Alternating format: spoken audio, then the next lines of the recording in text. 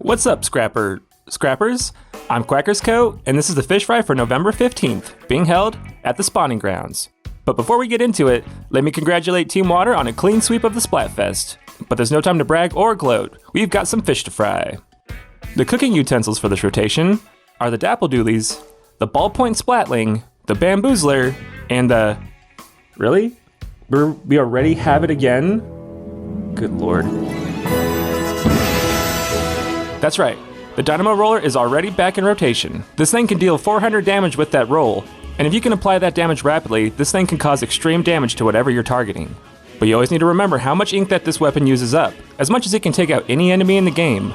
If you don't play this weapon strategically, you'll be out of ink and you'll be in trouble. So whenever the Dynamo is in rotation, it's up to our higher mobility tools to not just get the area painted for it, but also support them as the Dynamo makes its approach into the fray.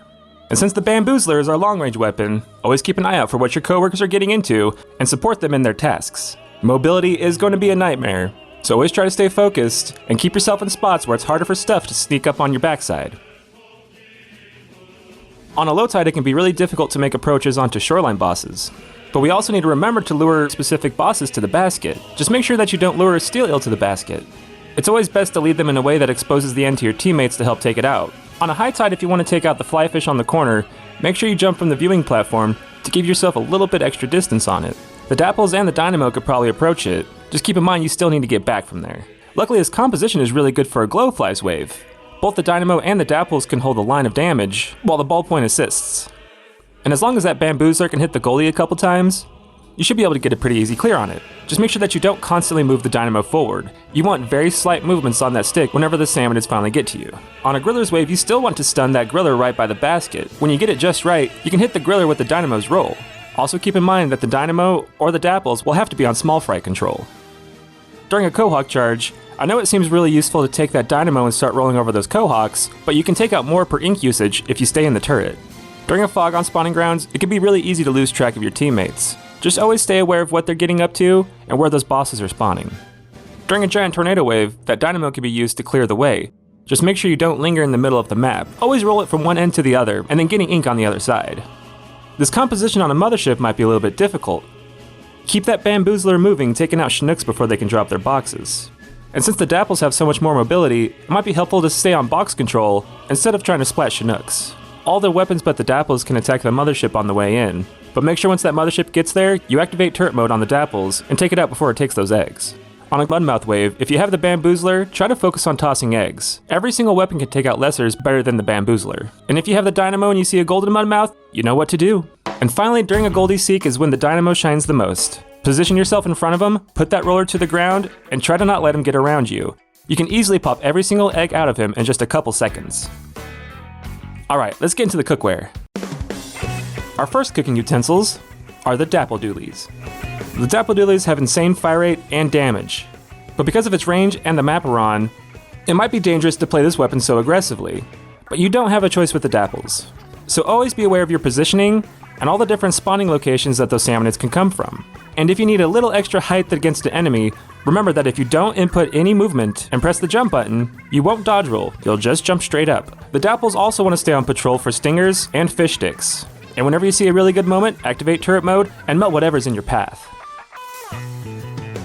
Our second cooking utensil is the Ballpoint Splatling. The Ballpoint has an extended range that can activate once you get it to a half charge or more. And anything below a half charge will activate its fast close range shot. And always try to keep yourself from just tapping that trigger. That half charge can be extremely useful for taking out something that's getting close to you, and you'll have to be strategic about when you start firing, that way you can use that longer range attack to take out bosses.